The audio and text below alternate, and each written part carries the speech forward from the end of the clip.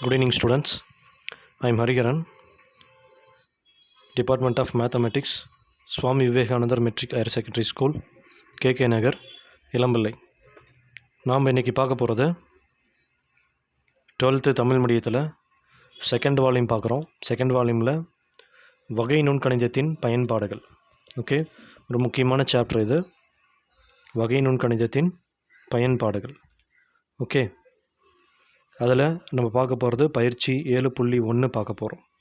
பயிற்சி 7.1ல் முதல் கொஷின் பார்த்திங்கன்னா, இதில் வரக்கூடிய ஃபார்முலாஸ் அப்படியே ஒவ்வொரு சம்லையும் நம்ம பார்த்துக்கலாம். இதில் பாருங்கள், ஆதி புள்ளியிலிருந்து t வினாடிகளுக்கு பிறகு ஒரு துகள் உள்ள தூரத்தின் அளவு. இது சமன்பாடு பார்த்திங்கன்னா s equal to 2t² + 3t. இந்த இடத்துல சமன்பாடு கட் ஆகிடுச்சு. s is equal to 2t² + 2t. ஓகேவா, 2t² + 2t இந்த சமன்பாடு. சரி, ஆதிப்புள்ளியிலிருந்து t வினாடிகளுக்கு பிறகு ஒரு துகள் உள்ள தூரத்தின் அளவு. ஒரு துகள் ஒரு t வினாடிகளுக்கு பிறகு ஆதிப்புள்ளியிலிருந்து எவ்வளோ தூரத்தினுடைய அளவு கொடுத்துருக்குறாங்க, இந்த மீட்டரில் கொடுத்துருக்காங்க. எனும்படி நேர்கோட்டில் ஒரு துகள் நகர்கிறது. சரியா, அதாவது ஒரு துகள் ஆதியிலிருந்து ஒரு துகள் நேர்கோட்டில் நகர்ந்து போகுது. அந்த துகளினுடைய அந்த சமன்பாடு, நம்ம தூரம் எவ்வளோ தூரம் போயிருக்கு அப்படிங்கிறது அந்த தூரத்தினுடைய சமன்பாடு தான் நமக்கு இங்கே கொடுத்துருக்குறாங்க.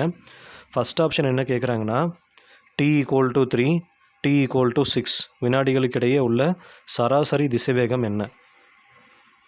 t = 3 மற்றும் t = 6 வினாடிகளுக்கிடையே உள்ள சராசரி திசைவேகம். ஓகேவா, மற்றும் t = 3 மற்றும் t = 6 வினாடிகளுக்கு உள்ள காணும் பொழுது திசைவேகம் என்ன? இது ரெண்டுமே கேட்குறாங்க. இந்த சராசரி திசைவேகம்ங்கிறது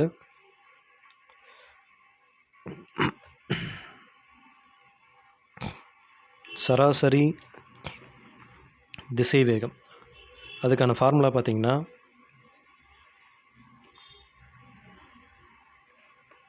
இப்போ சொல்கிறது சராசரி திசைவேகம். சரியா, என்னன்னு பார்த்தீங்கன்னா, f of b minus f of a divided by b minus a. இதுதான் என்னது, சராசரி திசைவேகம். இதை நீங்கள் நோட் பண்ணிக்கோங்க. சரியா, f of b minus f of a divided by b minus a. இதுதான் நம்ம இங்கே பார்க்க போகிறோம். இப்போ ஃபஸ்ட் ஆப்ஷனும் நமக்கு அதுதான் இருக்குது. சராசரி திசைவேகம் பார்த்திங்கன்னா t = 3, t = 6 வினாடிகளுக்கு, t = 3, t = 6 வினாடிகளுக்கு இடையே உள்ள சராசரி திசைவேகம் என்ன அப்படின்னு கேட்டுக்கிறாங்க. So f of bனா 6, a 3. So இங்கே sன்னு மென்ஷன் பண்ணியிருக்கிறாங்க. அதை ஏன்னா தொலைவுக்கான சமன்பாடு நமக்கு தூரத்துக்கான சமன்பாடு எஸ்ஸில் கொடுத்ததுனால நம்ம எஸ்ஸில் எடுத்துருக்குறோம்.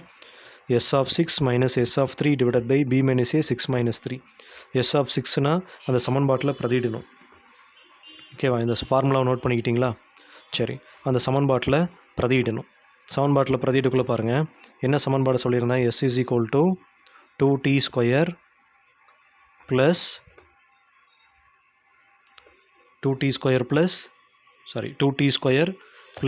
3t. சமன்பாடு இதுதான், 2t² plus 3t. புக் வச்சு பாருங்கள். ஓகேவா, சரி. ஸோ இப்போ பார்த்தீங்கன்னா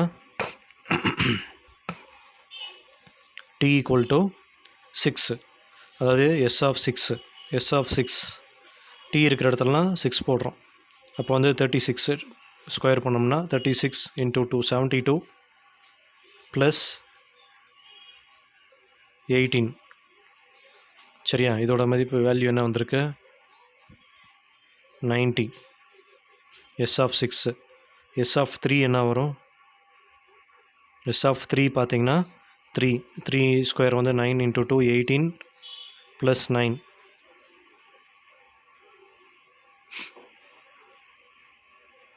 27.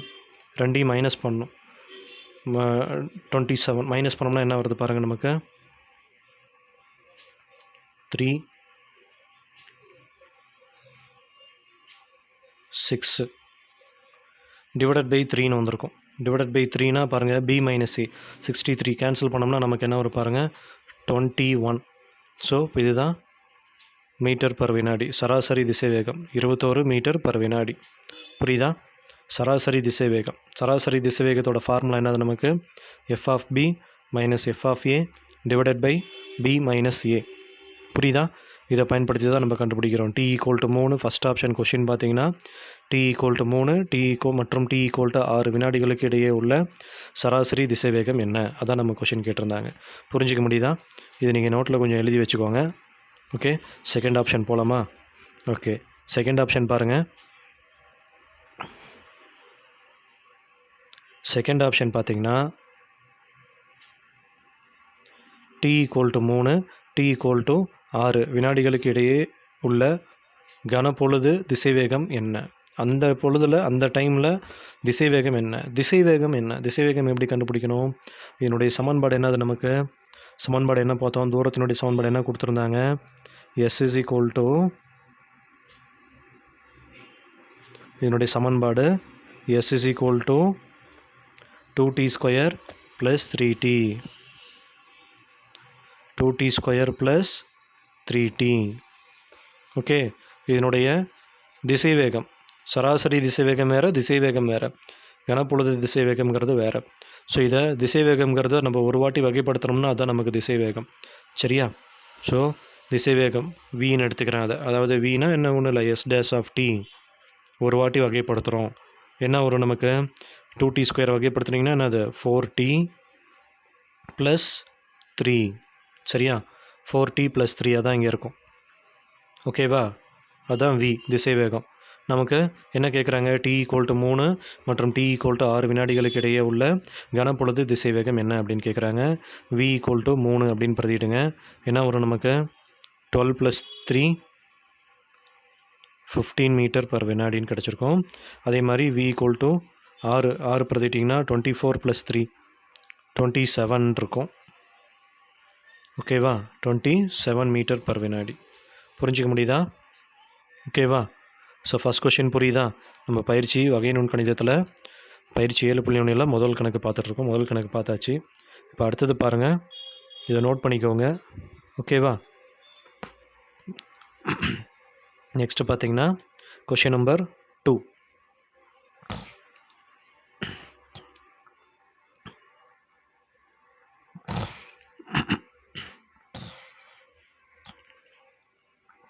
கொஷின் நம்பர் 2 பாருங்கள். 400 அடி உயர மலை உச்சி முகட்டிலிருந்து தவறுதலாக ஒரு புகைப்பட கருவி விழுகிறது. 400 அடி உயர மலை உச்சி முகட்டிலிருந்து தவறுதலாக ஒரு புகைப்பட கருவி விழுகிறது. வினாடிகளில் புகைப்பட கருவி விழும் தூரம் s equal to -16 t square ஆகும். ஓகேவா? ஒரு 400 அடி உயரம் உள்ள ஒரு மலை உச்சியிலிருந்து ஒரு புகைப்பட கருவி மேலேருந்து கீழே விழுகுது. புகைப்பட கருவி விழும் தூரம் கொடுத்துட்டாங்க. s is equal to -16 t square அப்படின்னு கொடுத்துட்டாங்க. சரியா? ஃபஸ்ட் ஆப்ஷன் என்ன கேட்குறாங்கன்னா, தரையை தொடும் முன்னர் புகைப்பட கருவி விழ எடுத்துக்கொண்ட நேரம் என்ன? அது மேலேருந்து 400 அடி கீழே விழுகுது. தரையை தொடுறதுக்கு முன்னாடி அது எவ்வளோ நேரம் எடுத்திருக்கும் அப்படின்னு கேட்குறாங்க. மேலேருந்து கீழே விழுகிறதுக்கு எவ்வளோ நேரம் எடுத்திருக்கும்னு கேட்குறாங்க. சரியா? தரையை தொட புகைப்பட கருவி 400 அடி தூரம் பயணம் செய்ய வேண்டும். எனவே s இஸ் ஈக்குவல் டு -400. அது மேலேருந்து கீழே விழுகிறதுனால -400ன்னு எடுத்துக்கிட்டாங்க. சமன்பாடு நமக்கு -16 t ஸ்கொயர். ஏன்னா தூரம் எவ்வளோ தூரம்? எஸ்ஸுங்கிறது தானே தூரம் நமக்கு. அந்த எஸ்ஸுக்கு பதிலாக நம்ம -400ன்னு பிரதிடுறோம். மைனஸ் கேன்சல் ஆகுது. 16 400 அடித்தோம்னா 25. t square equal to 25. அப்போ t equal to 5. Plus or minus வரும், நமக்கு ப்ளஸில் தான் நமக்கு தேவை. ஸோ t ஈக்குவல் டு 5 வினாடிகள். ஸோ அந்த புகைப்பட கருவி அதாவது கேமரா மலை உச்சியிலிருந்து, அதாவது 400 மீட்டர் உயரமுள்ள ஒரு மலை உச்சியிலிருந்து கீழே விழுறதுக்கு எவ்வளோ நேரத்தை எடுத்துக்குது? 5 வினாடிகள் எடுத்துக்குது. புரியுதா? இதுதான் ஃபஸ்ட் ஆப்ஷன். செகண்ட் ஆப்ஷன் பாருங்கள். கீழே விழுந்த இறுதி 2 வினாடிகளில் புகைப்பட கருவியின் சராசரி திசைவேகம் என்ன? கீழே விழுந்த இறுதி 2 வினாடிகளில் புகைப்பட கருவியின் சராசரி திசைவேகம். சராசரி திசைவேகம் கேட்டிருக்காங்க. சராசரி திசைவேகம் ஃபார்முலா என்னது நம்ம பார்த்தோம். F of b minus f of a divided by b minus a. புரியுதா? அதானே பார்த்தோம். இதில் என்னென்னா நீங்கள் நோட் பண்ண வேண்டியது, கீழே விழுந்த இறுதி 2 வினாடிகளில், கடைசி 2 வினாடிகள். மொத்தம் எத்தனை வினாடிகள் கீழே விழுறதுக்கு எடுத்துக்குது? இப்போ கவனிங்க, ஒரு நம்பர் லைனில் மாதிரி போடுறேன். 1 2 3 4 5 மொத்தம் 5 வினாடிகள் எடுத்துக்குது. புரியுதா?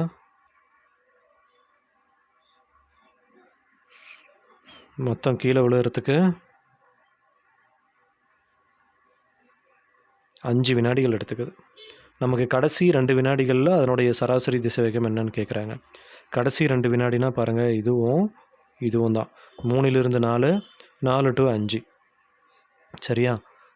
3 to 4, 4 to 5, கடைசி 2 வினாடி இதுதான். அப்போ வந்து எஃப் ஆஃப் பி, அதாவது ஏ வந்து 3, பி வந்து என்னது 5, t equal to 3, t equal to 5, இதுதான் கடைசி 2 வினாடின்னு சொல்ல முடியும். ஸோ அதுக்கு தான் நம்ம இப்போ பார்க்க போகிறோம். ஓகேவா? இப்போ பாருங்கள், இறுதி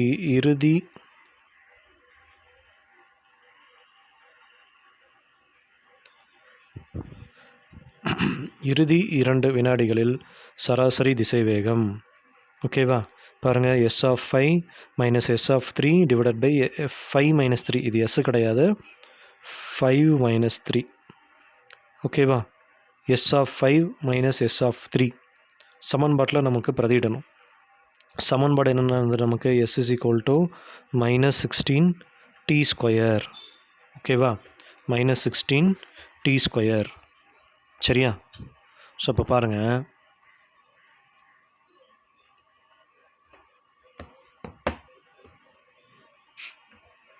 மைனஸ் 16 டி ஸ்கொயர்னா அப்போ என்ன வந்திருக்கு பாருங்கள், டி ஸ்கொயருக்கு பதிலாக மைனஸ் 16 இன்ட்டு எஸ் ஆஃப் 5, 5னா 25,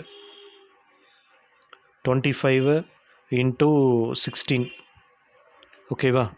என்ன வரும் இப்போ நமக்கு? மைனஸில் இருக்குது, மைனஸ் 403, அதாவது 3 போடுங்க. 16 இன்ட்டு 9 வரும். 16 இன்ட்டு 9 144.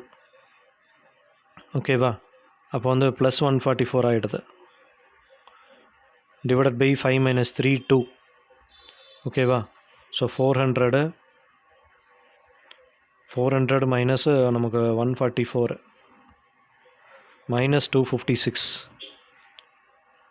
Minus 256 divided by 2. 2ஆல் அடிச்சிங்கன்னா என்ன வருது? மைனஸ் 1 2 8 128 வருது. மைனஸ் 128. புரியுதா? அடி பர் வினாடி, அதான் இங்கே இருக்கும். சரியா? இந்த ஃபார்முலாவில் சமன்பாட்டில் அப்படியே பிரதியிட வேண்டியதுதான். ஓகேவா? புரிஞ்சிக்க முடியுதா? இது வந்து செகண்ட் ஆப்ஷன். ஸோ இறுதி 2 வினாடிகளில் சராசரி திசைவேகம் எது? ஸோ தேர்ட் ஆப்ஷன் ஒன்று இருக்குது, இதையும் நீங்கள் நோட் பண்ணிக்கணும். தேர்ட் ஆப்ஷன் ஒன்று இருக்குது. தேர்ட் ஆப்ஷன் என்ன கேட்டிருக்காங்க? தரையை தொடும் பொழுது புகைப்பட கருவியின் சராசரி திசைவேகம். தரையை தொடும் பொழுது புகைப்பட கருவியின் சராசரி திசைவேகம். ஓகேவா? இது சராசரி திசைவேகம் கிடையாது. புக்கில் பார்த்தீங்கன்னா கரெக்டாக இருக்கும். தரையை தொடும் பொழுது புகைப்பட கருவியின் திசைவேகம் மட்டும்தான், இது வராது. பாருங்கள், நமக்கு திசைவேகம் தான் இப்போ எடுத்துருப்பாங்களே தவிர சராசரி திசைவேகம் எடுத்துக்கல. தரையை தொடும் பொழுது. சரி, முதல்ல இதனுடைய திசைவேகம் என்ன அப்படிங்கிறத கண்டுபிடிக்கலாம். இதை நோட் பண்ணிக்கோங்க. இது சராசரி திசைவேகம் கிடையாது, திசைவேகம். ஓகேவா? ஸோ இப்போ வந்து என்னது சமன்பாடு நமக்கு? S of t equal to minus 16 t square. இதனுடைய திசைவேகம் ஒரு வாட்டி வகைப்படுத்துங்க. இதை என்ன வரும்? மைனஸ் 32 டி, அதான் இங்கே இருக்கும். சரியா? தரையை தொடுறதுக்கு அது எத்தனை வினாடிகள் எடுத்துக்குது? 5 வினாடிகள் எடுத்துக்குது. அப்போ டி ஈக்குவல் டு 5ல் மைனஸ் 32 இன்ட்டு 5, அப்போ என்ன வருது? மைனஸ் 160, மைனஸ் 160 அடி பர் வினாடி. ஓகேவா? தரையை தொடும் பொழுது புகைப்பட கருவியின் திசைவேகம், சராசரி கிடையாது, திசைவேகம். புரிஞ்சிக்க முடியுதா? ஓகே, அடுத்த கொஷின் போகலாமா? Question number 3. ஓகேவா? நெக்ஸ்ட்டு பார்த்தீங்கன்னா கொஷின் நம்பர் 3. கொஷின் நம்பர் 3 வந்து s of t equal to 2t cube minus 9t square plus 12t minus 4. இங்கு t greater than or equal to 0 எனும் விதிப்படி ஒரு கோட்டில் ஒரு துகள் நகர்கிறது. ஓகேவா? n நேரங்களில் துகளின் திசைவேகம் மாறுகின்றது எனும் விதிப்படி ஒரு கோட்டில் ஒரு துகள் நகர்கிறது. ஒரு கோட்டில் இருந்து ஒரு துகள் வந்து நகர்ந்துட்டுருக்கு. n நேரங்களில் துகளின் திசை மாறுகிறது. முதல் 4 வினாடிகளில் துகள் பயணித்த தூரம் என்ன? முதல் 4 வினாடிகளில் துகள் பயணித்த தூரம் என்ன? தேர்ட் ஆப்ஷன் பார்த்தீங்கன்னா, திசைவேகம் 0 மதிப்பை அடையும் நேரங்களில் எல்லா துகளின் முடுக்கம் காண்க. சரியா? இதுதான் கொஷின். சரி, இப்போ எந்த நேரத்தில் துகளினுடைய திசைவேகம் மாறி இருக்கு அப்படிங்கிறத நம்ம பார்க்கணும் இப்போ. ஓகேவா? கொஷின் பாருங்கள். இப்போது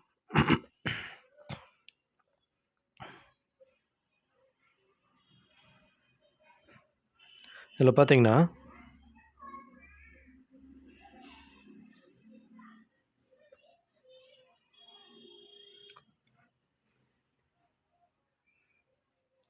திசைவேகம், முதல்ல திசைவேகம் எந்த நேரத்தில் துகளினுடைய திசைவேகம் மாறி இருக்கு அப்படின்னு தானே கேட்டிருக்காங்க நமக்கு. முதல்ல திசைவேகம்னா அதை முதல்ல ஒரு வாட்டி வகைப்படுத்திடலாம். நமக்கு என்ன சமன்பாடு என்ன இருந்தது? s is equal to 2t cube minus 9t square plus 12t plus 4. ஓகேவா? Sorry, minus 4.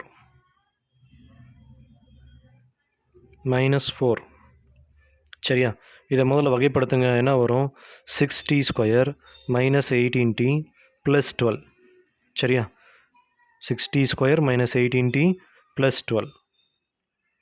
இதில் வந்து 6 பொதுவாக வெளியே எடுத்துட்டிங்கன்னா மீதி என்ன வந்திருக்கும் நமக்கு? t square minus 3t plus 2.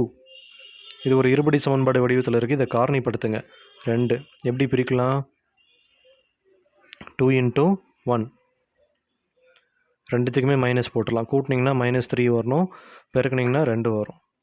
ஓகேவா? சரி, ஸோ இப்போ பார்த்தீங்கன்னா அப்போ நமக்கு என்னது? t என்னது நமக்கு? t minus 2, t minus 1 equal to 0. ஓகேவா? வெளியில் 6 இருக்குது. அப்போ 6 into t minus 2 into t minus 1. சரியா? சரி, இப்போ இது காரணிப்படுத்தாச்சு. இது வந்து திசைவேகம். இதை தான் நம்ம ஈக்குவல் டு 0 பண்ண போகிறோம். ஏன்னா திசைவேகத்தில் ஃபஸ்ட்டு ஆப்ஷன் கேட்டிருக்கிறது எந்த நேரங்களில் துகளின் திசைவேகம் மாறுகின்றது அப்படின்னு கேட்டிருக்கிறாங்க. ஓகேவா? எந்த நேரங்களில் துகளின் திசைவேகம் மாறுகிறதுன்னு கேட்டிருக்காங்க. சரி, அப்போ பார்த்தீங்கன்னா இதை தான் நம்ம ஈக்குவல் டு 0 பண்ண போகிறோம். இது ஈக்குவல் டு 0 பண்ணக்குள்ளே நமக்கு என்ன வரும்? t equal to 1, t equal to 2 கிடைக்கும். சரியா? ஸோ அப்படின்னா t ஈக்குவல் டு 1ங்கிற வினாடிலையும் t ஈக்குவல் டு 2 வினாடி நேரங்களில் துகளின் திசை மாறுகிறது. சரியா? ஃபஸ்ட் ஆப்ஷன் புரிஞ்சிக்க முடியுதா? இது நம்ம எங்கே t ஈக்குவல் டு 0 பண்ணக்குள்ளே ஈக்குவல் டு 0 பண்ணக்குள்ளே t மதிப்பு என்ன கிடைக்குதோ அந்த நேரத்தில் தான் துகளினுடைய திசைவேகம் மாறும். செகண்ட் ஆப்ஷன் பார்த்தீங்கன்னா முதல் 4 வினாடிகளில் துகள் பயணித்த தூரம். முதல் 4 வினாடிகளில் துகள் பயணித்த தூரம். சரியா? இது எப்படி போடலான்னா, முதல் 4 வினாடிகள் ஒரு நம்பர் லைனில் போட்டு காட்டினா 0, 1, 2, 3, 4. ஓகேவா? முதல் வினாடினா s of 0 minus s of 1. நம்ம s of 1 minus s of 0ன்னு கூட போட்டுக்கலாம். ஓகேவா? அடுத்ததில் s of 2 minus s of 1, அப்புறம் s of 2 minus s of 4. சரி, உங்களுக்கு ஒரு டவுட் வரலாம். என்னென்னா, நம்ம s of 1 மைனஸ் 0ன்னு போட்டுக்கலாம், இல்லை என்ன பண்ணிக்கலாம், 0 மைனஸ் s of 1ன்னு போட்டுக்கலாம், 1 மைனஸ் 2ன்னு போட்டுக்கலாம். இங்கே பார்த்தீங்கன்னா அடுத்தது பார்த்தீங்கன்னா 2 மைனஸ் 3 தானே போட்டிருக்கணும். ஆனால் அடுத்தது பார்த்தீங்கன்னா 2 மைனஸ் 4 போட்டாங்க.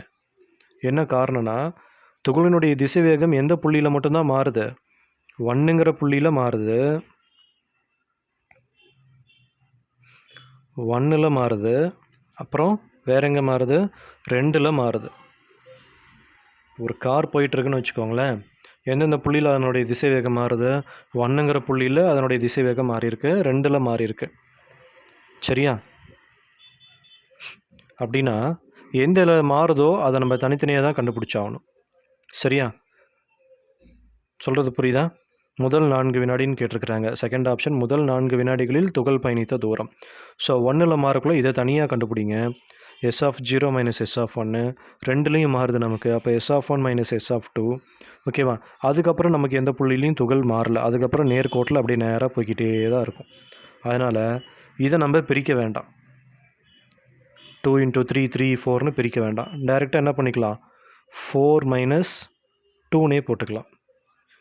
இல்லை S(2 - S(4னே போட்டுக்கலாம். புரிஞ்சிக்க முடியுதா? துகள் எந்த புள்ளியில் மாறுதோ மாறிச்சினாலே நம்ம அதை ஒட்டுக்க எடுத்துக்க முடியாது. ஓகேவா? 0 to 1 தனியாக கண்டுபிடிக்கணும். ஏன்னா 1ல் மாறுது, 2லையும் மாறுது. அப்போ 1 to 2 S(1 - S(2) இதனுடைய தூரம் தனியாக கண்டுபிடிக்கணும். இதனுடைய தூரம் தனியாக கண்டுபிடிக்கணும். ஏன்னா இந்த புள்ளியிலலாம் என்ன ஆகுது? நமக்கு திசை மாறுது. திசை ஓகேவா? துகளின் திசை வந்து மாறுது. அதுக்கப்புறம் மாறல, நேர்கோட்டில் தான் போகுது. அதனால் S(2 - S(4) அப்படியே வச்சுக்கலாம். புரிஞ்சிக்க முடியுதா? இந்த செகண்ட் ஆப்ஷன் புரியுதா? ஸோ நமக்கு சமன்பாடு பார்த்திங்கன்னா, சமன்பாடு என்னது? நமக்கு சமன்பாடு S(t) = 2t³ - 9t² + 12t - 4 ஓகேவா? ஸோ இப்போ இதில் பார்த்தீங்கன்னா 0 போடணும், அப்புறம் 1 போடணும். ஓகேவா? S(0) அப்புறம் S(1) போடணும். 0 போட்டிங்கன்னா என்ன வருது? -4 வருது. 1 போட்டோம்னா S(1ல் -1 வந்திருக்கு. அதே மாதிரி S(1) 1, S(2) வந்து 0 ஆகிடுது. S(2) 0, S(4) போட்டிங்கன்னா 28 வந்திருக்கு. சரியா? ஸோ அப்போ பார்த்தீங்கன்னா இதை மாடுலஸில் இருக்கிறதுனால மைனஸ் இருந்தாலும் நம்ம ப்ளஸ் தான் எடுத்துக்க போகிறோம். அப்போ 5 + 1 + 28 34 மீட்டர் வந்திருக்கு. முதல் 4 வினாடிகளில் துகள் பயணித்த தூரம் வந்து 34 மீட்டர். ஓகேவா? புரிஞ்சிக்க முடியுதா? முதல் 4 வினாடிகளில் துகள் பயணித்த தூரம் 34 மீட்டர். ஓகேவா? இப்போ நெக்ஸ்ட்டு பார்த்தீங்கன்னா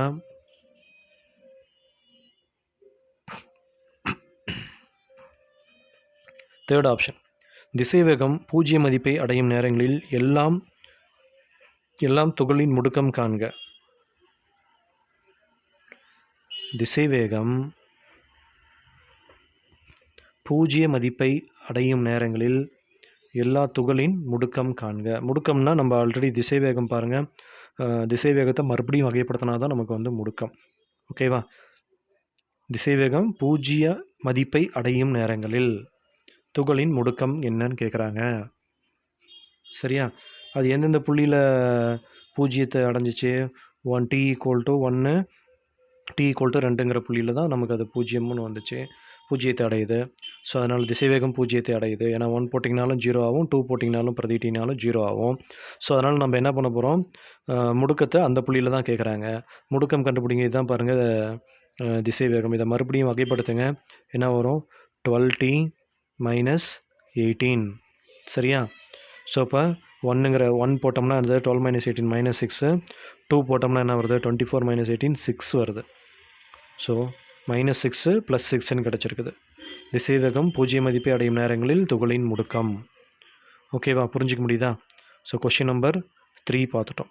நெக்ஸ்ட்டு பார்த்தீங்கன்னா கொஷின் நம்பர் 4. ஓகேவா? கொஷின் நம்பர் 4 பாருங்கள்.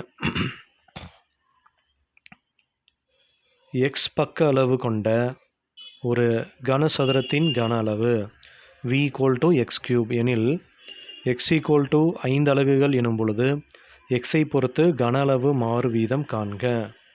நல்லா பாருங்கள். x பக்க அளவு கொண்ட ஒரு கனசதுரத்தின் கன அளவு, பக்க அளவு x. கனசதுரத்தினுடைய கன அளவு என்னது? நமக்கு a³. இங்கே பக்க அளவு xங்கிறதுனால x³ கொடுத்துருக்குறாங்க. x = 5 அலகுகள் எனும் பொழுது x-ஐ பொறுத்து கன அளவு மாறு வீதம். கன அளவு மாறு வீதம்னா இதை வகைப்படுத்தணும். மாறு வீதம்னாலே அதை வகைப்படுத்தணும். எக்ஸ் டிவி பை இங்கே எக்ஸ் கொடுத்ததுனால எக்ஸை பொறுத்து வகைப்படுத்தணும். X equal to x cube வகைப்படுத்தினீங்கன்னா 3x². ஓகேவா? எக்ஸுக்கு பதிலாக என்ன பிரதியிடணும், நம்ம 5ன்னு பிரதியிடணும். இப்போ எக்ஸ் ஸ்கொயர்னால் இப்போ 3 × 25 75. எக்ஸை பொறுத்து கனளவு மாறு வீதம் வந்து என்ன கிடச்சிருக்கு நமக்கு 75. புரிஞ்சிக்க முடியுதா? Next question number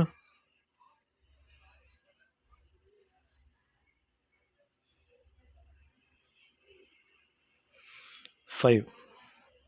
okay, question number 5 பாருங்கள். எக்ஸ் நீளமுள்ள மீட்டரில் எடுத்துக்கணும். அதை ஒரு மெல்லிய கோளின் நிறை எம் கிலோகிராமில், அது m(x) ஈக்குவல் டு ரூட்குள்ளே தான் ரெண்டுமே இருக்குது, √3x என கொடுக்கப்பட்டுள்ளது எனில் x ஈக்குவல் டு 3 மற்றும் x ஈக்குவல் டு 27 மீட்டர் எனும் பொழுது நீளத்தை பொறுத்து நிறையின் மாறுபாட்டு வீதத்தை காண்க.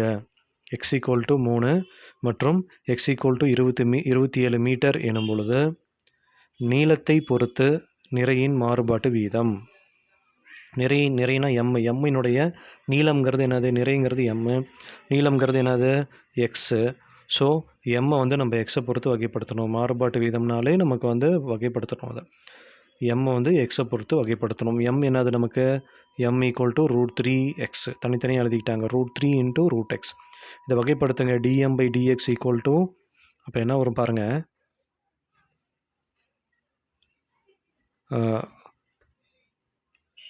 m ஈக்குவல் டு என்ன இருக்குது நமக்கு, m ஈக்குவல் டு √3 அப்படியே இருக்குது. √x எப்படி எழுதலாம், x⁻1/2ன்னு எழுதலாம் √x. அப்போது dm/dx ஈக்குவல் டு வகைப்படுத்தினோம்னா √3 மாறிலி உறுப்பு அப்படியே தான் இருக்கும். x⁻1/2 வகைப்படுத்தினோம்னா 1/2 முன்னாடி வரும். பவரில் என்னது x⁻1/2 - 1. ஓகேவா? அப்போ என்ன வந்திருக்கும் நமக்கு √3, இதை கிராஸ் மல்டிபிள் பண்ணிங்கன்னா -1/2ன்னு வந்திருக்கும். அதை கீழே கொண்டு வந்துடலாம். கீழே கொண்டு வந்தால் என்ன வந்திருக்கும் 1/2 x⁻+1/2ன்னு வரும். அப்போ √x. So √3/2 √x. புரியுதா? dm/dx என்ன வந்திருக்கு, √3/2 √x. சரியா? அதான் இங்கே இருக்குது, √3/2 √x. இது வந்து நமக்கு என்ன கேட்குறாங்க, x equal to 3, x equal to 27 metre எனும் பொழுது நீளத்தை பொறுத்து நிறையின் மாறுபாட்டு வீதம். 3ல் என்ன, x ஈக்குவல் டு 3ல் இது என்ன வரும்னு கேட்குறாங்க. √xக்கு பதிலாக 3 போடுங்க, √3 கேன்சல் ஆகும். ஓகேவா? அப்போ என்ன வருது 1/2 வருது. அதே மாதிரி 27னா என்ன வரும், அதாவது என்ன இருக்குது நமக்கு √3/2 1/27னா √27னா அது எப்படி பிரிக்கலாம், 9 × 3. அப்போ வந்து 3 √3ன்னு எழுதலாமா? ஓகேவா? அப்போ √3 கேன்சல் ஆகும். அப்போ என்ன வரும் 1/6 kg/m. புரிஞ்சிக்க முடியுதா? இது கொஷின் நம்பர் 5. முடிஞ்சது. கொஷின் நம்பர் 6 பாருங்கள். Question number 6. இந்த கொஷின் பாருங்கள், இந்த இடத்துல கொஞ்சம் கிளியராக தெரியுதான்னு பாருங்கள். ஒரு குளத்தில் விழுந்த கல்லினால் பொது மைய வட்டங்களின் வடிவத்தில் சிற்றலைகள் ஏற்படுகின்றன. இப்போது ஒரு குளத்தில் வந்து கல்லை போட்டிங்கன்னா அப்படியே நமக்கு பாருங்கள் அப்படியே வட்டமாக வரும், பார்த்துருப்பீங்கன்னு நினைக்கிறேன். நடுவில் இருந்து அப்படியே வட்டமாக, அந்த வட்டம் அப்படியே கொஞ்சம் கொஞ்சமாக பெருசாகிட்டே போகும். நடுவில் இருந்து வட்டம் மறுபடியும் உருவாக்கிட்டே இருக்கும். அந்த வட்டம் வந்து அப்படியே கொஞ்சம் கொஞ்சமாக நகர்ந்துக்கிட்டே போகும். ஒரு குளத்தில் கல் போட்டிங்கன்னா தெரியுதா? அந்த கடைசி வட்டம் வந்து அப்படியே நகர்ந்துக்கிட்டே போகும், பெருசாகிக்கிட்டே போகும். நடுவில் இன்னொரு சின்ன வட்டம் உருவாகிட்டு இருக்கும். புரியுதா இல்லையா? சரி, அதான் இங்கே அந்த கான்செப்ட் தான் இங்கே சொல்லியிருக்காங்க. வெளிப்புற சிற்றலையின் ஆரம் r. நல்லா கவனிங்க, வெளிப்புற சிற்றலை, அந்த கடைசியாக அவுட்டரில் இருக்கக்கூடிய அந்த சிற்றலை வந்து r வினாடிக்கு 2 சென்டிமீட்டர் வீதம் அதிகரிக்கிறது. வினாடிக்கு 2 சென்டிமீட்டர் வீதம் அதிகரிக்கிறது. ஏன்னா அந்த கல் போட்டோன்னா அந்த கடைசியாக இருக்கிற ஓரத்தில் இருக்க வட்டம் வந்து கொஞ்சம் கொஞ்சமாக பெருசாகிட்டே இருக்கணும், அதாவது நகர்ந்துக்கிட்டே போகும். ஓகேவா? அதோடைய ஆரம் வந்து ஆர்னு கொடுத்துருக்காங்க, ஜென்ரலாக ஆர்னு கொடுத்துட்டாங்க. வினாடிக்கு எவ்வளோ அது மாறுது? 2 சென்டிமீட்டர் வந்து மாறுது. அதாவது இப்போ இந்த இடத்துல நம்ம வந்து dr/dt தான் இந்த என்னது மாறு வீதம்.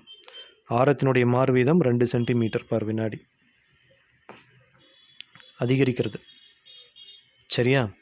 ஆரம் 5 சென்டிமீட்டர் எனும்போது கலங்கும் நீரின் பரப்பளவு மாறு வீதம் என்ன? கண்டிப்பாக பரப்பளவுலையும் மாறும். அந்த கடைசி அந்த ஓரத்தில் இருக்கக்கூடிய வட்டத்தினுடைய வட்டம் வந்து முதல்ல சின்னதாக இருக்கும், அது கொஞ்சம் கொஞ்சமாக பெருசாகிட்டே போகும். ஓகேவா? ஸோ அப்படி மாறக்குள்ள அது 5 சென்டிமீட்டர் ஆரம் 5 சென்டிமீட்டராக இருக்கக்குள்ள அதனுடைய பரப்பளவு என்னன்னு கேட்குறாங்க. வட்டத்தினுடைய பரப்பளவு என்ன? பரப்பளவின் மாறு வீதம் என்னன்னு கேட்குறாங்க. சரியா? பரப்பளவினுடைய மாறு வீதம். கொஷின் புரிஞ்சிக்க முடியுதா? ஸோ இங்கே வந்து நம்ம வட்டத்தை பற்றி தான் பேசிகிட்டு இருக்கோம். அதனால் வட்டத்தினுடைய பரப்பு ஃபார்முலா என்னது நமக்கு? πr². ஓகேவா? ஸோ இதை வகைப்படுத்துங்க. காலத்தை பொறுத்து டீயை பொறுத்து வகைப்படுத்துங்க. dA/dt = 2πr × dr/dt. So 2π into நமக்கு ஆரம் என்ன கேட்குறாங்க? 5 சென்டிமீட்டராக இருக்கக்குள்ளே கேட்குறாங்க. 5 × 2 அப்போ 20π cm² per வினாடி. நமக்கு வந்து இப்போ dA/dt கண்டுபிடிச்சிருக்கோம். என்னது அது? அந்த பரப்பினுடைய வட்டத்தின் பரப்பினுடைய மாறு வீதம் கண்டுபிடிச்சிருக்கிறோம்.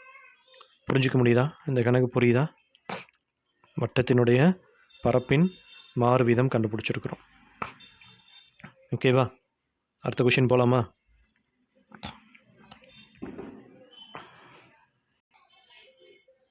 நெக்ஸ்ட்டு பார்த்தீங்கன்னா கொஷின் நம்பர்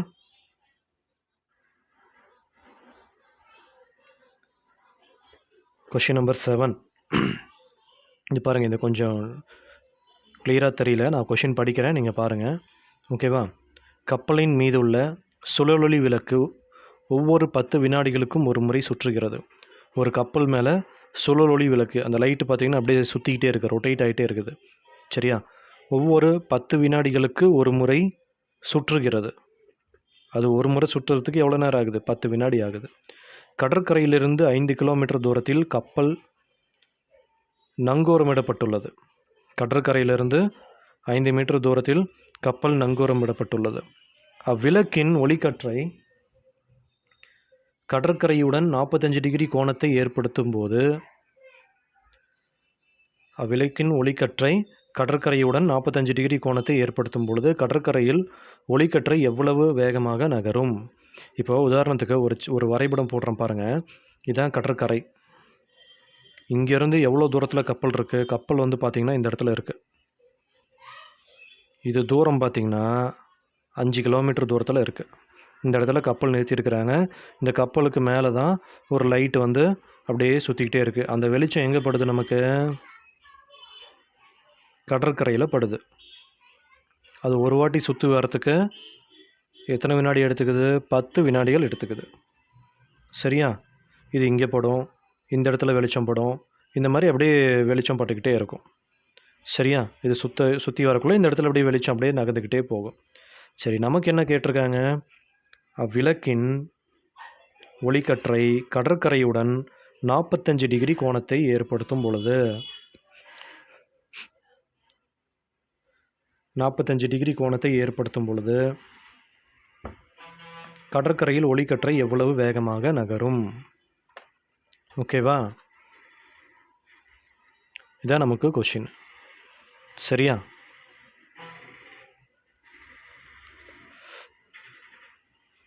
ஸோ இப்போ பார்த்தீங்கன்னா படம் புரியுதான்னு பாருங்கள், டயக்ராம் புரியுதான்னு பாருங்கள்.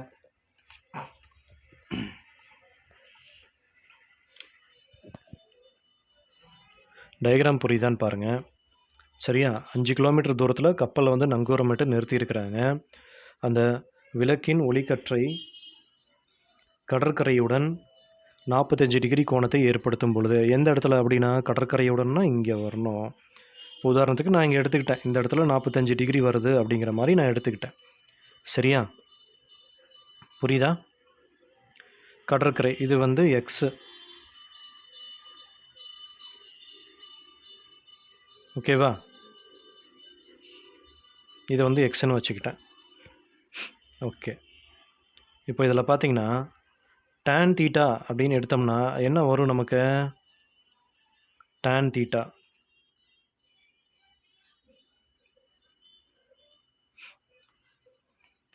equal to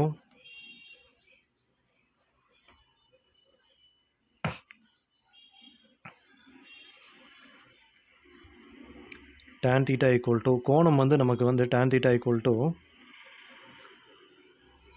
எதிர்பக்கம் பை அடுத்துள்ள பக்கம், எதிர்பக்கம் பை அடுத்துள்ள பக்கம்.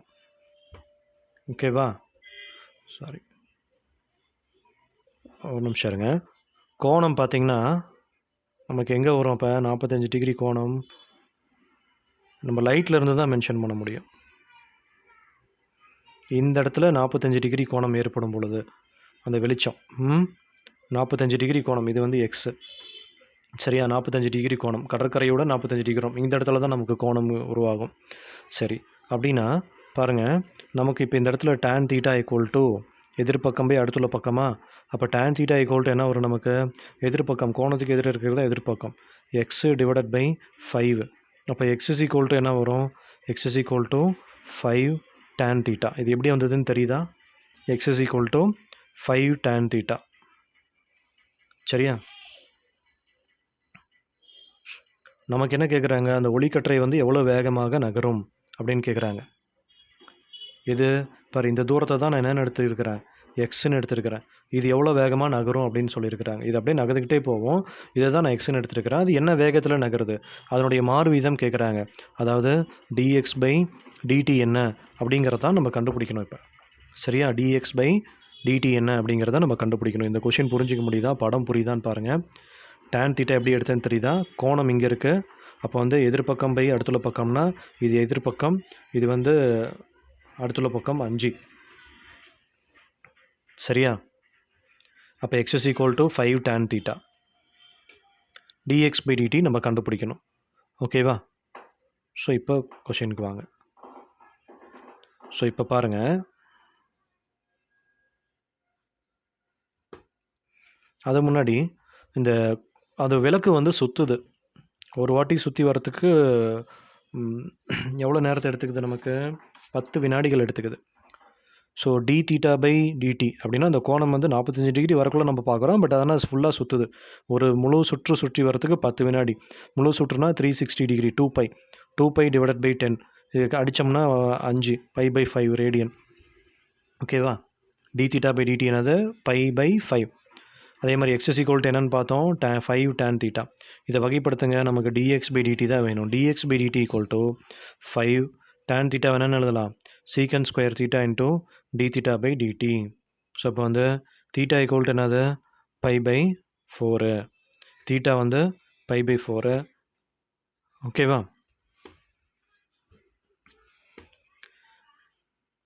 கோணம் வந்து நமக்கு என்னது? π/4, 45 டிகிரி தானே? 45 டிகிரி வரக்குள்ள தானே கேட்குறாங்க நமக்கு அதனுடைய ஒளிக்கற்றையினுடைய வேகம். ஸோ அப்போ அதாவது π/4 secant square d theta by dt என்ன வந்திருக்கு? π/5. ஸோ அப்போ இது secant ஸ்கொயர் π/4ஓட வேல்யூ வந்து secant 45 டிகிரி. secant எதனுடைய தலைகளி? Cos 45 degree 1/√2. அதனுடைய தலைகளினா √2. ஸோ secant 45 டிகிரி √2 ஸ்கொயர் பண்ணக்குள்ள என்ன வரும்? 2. 5 கேன்சல் ஆயிரும். அப்போ என்ன வருது? 2π கிலோமீட்டர் பர் வினாடி. ஓகேவா? 2π கிலோமீட்டர் பர் வினாடி. சரியா? இதுதான் அந்த ஒளிக்கற்றை வந்து நகரக்கூடிய வேகம். இந்த வேகத்தில் தான் அந்த ஒளிக்கற்றை வந்து நகருது. dx by dt கண்டுபிடிச்சிருக்கிறோம்.